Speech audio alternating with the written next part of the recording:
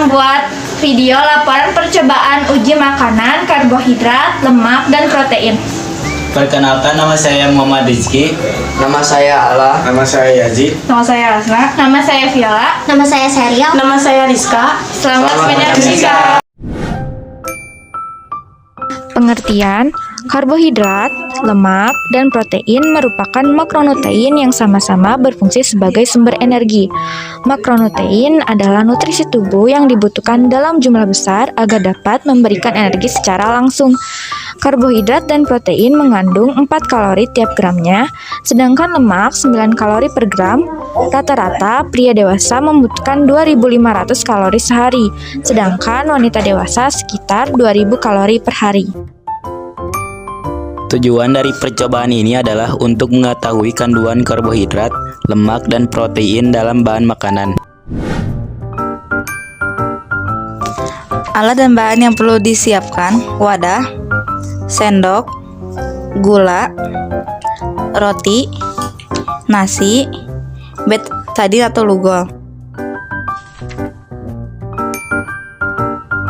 Langkah kerjanya yaitu 1. Siapkan gula, nasi, dan roti sebagai makanan yang diuji coba. 2. Teteskan betadin atau lugol ke masing-masing bahan makanan.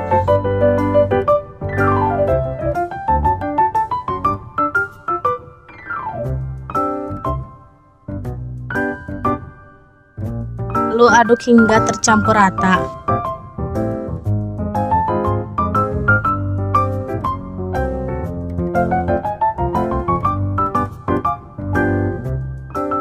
Setelah menunggu beberapa menit, hasil dari percobaan berikut adalah nasi dan roti berubah warna menjadi biru kehitaman, menandakan bahwa nasi dan roti mengandung karbohidrat, sedangkan gula warna tetap berwarna merah kecoklatan, menandakan bahwa gula tidak mengandung karbohidrat. Kesimpulan, bahan makanan yang mengandung karbohidrat setelah ditetesi betadin akan berubah menjadi warna biru hingga ungu kehitaman. Contohnya pada nasi dan roti.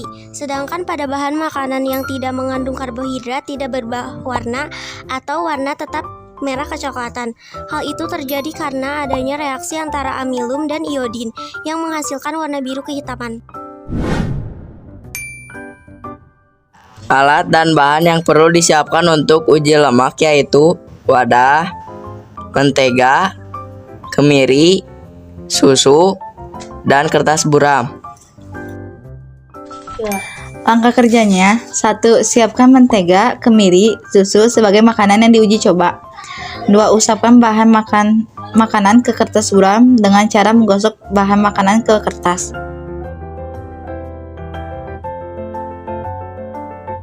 Amati perubahan yang terjadi pada kertas. Hasil dari uji lemak berikut ini yaitu mentega dan kemiri mengandung lemak yang menyebabkan kertas buram berubah menjadi transparan. Sedangkan pada susu, kertas menjadi basah menandakan susu tidak mengandung lemak.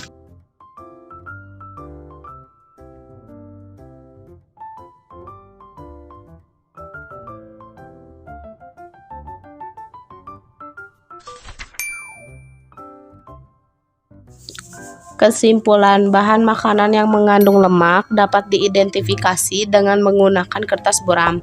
Jika kertas berubah menjadi transparan, contohnya pada mentega dan kemiri, maka bahan makanan tersebut mengandung lemak. Semakin transparan kertas buram, maka semakin tinggi kandungan lemak pada bahan makanan. Alat dan bahan yang perlu disiapkan untuk uji protein yaitu baskom yang berisi air panas, minyak, susu cair, asam cuka, putih telur. Langkah kerja: siapkan minyak, susu cair, putih telur sebagai makanan yang diuji coba, dan siapkan baskom, wadah, dan air panas.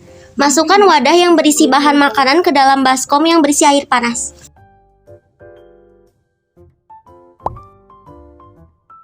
Teteskan asam cuka ke dalam bahan makanan. Tunggu beberapa saat, amatilah perbedaan yang terjadi. Hasil dari uji protein berikut ini yaitu terdapat gumpalan pada susu cair dan putih telur, menandakan bahwa bahan tersebut mengandung protein.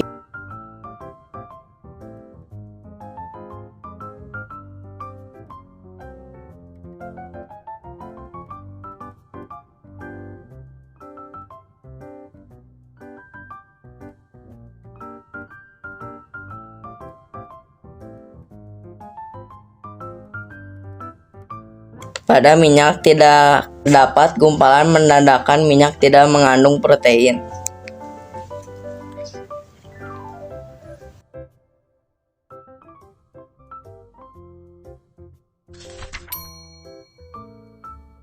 Bahan makanan yang mengandung protein dapat diidentifikasi dengan menggunakan asam cuka, serta direndam dalam air panas.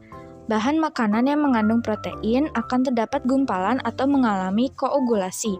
Semakin banyak gumpalan dan terlihat jelas pada bahan makanan, maka bahan makanan tersebut mengandung protein yang tinggi, yang terdapat pada putih telur dan susu cair. Informasi tambahan.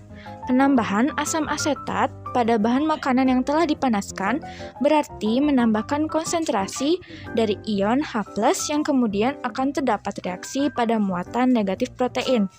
Semakin banyak konsentrasi H+ yang ditambahkan, maka semakin banyak penurunan pH dari bahan makanan sehingga titik isoelektriknya semakin dekat. Apabila pH isoelektrik sudah tercapai, maka muatan yang saling berlawanan akan saling menetralkan sehingga akan membentuk endapan, berarti selisih muatan listriknya antara yang positif dan negatif sama, sehingga tidak dapat bergerak dan membentuk endapan. Sekian percobaan dari kelompok kami. Mohon maaf apabila ada kesalahan. Semoga video ini bermanfaat. Wassalamualaikum warahmatullahi wabarakatuh.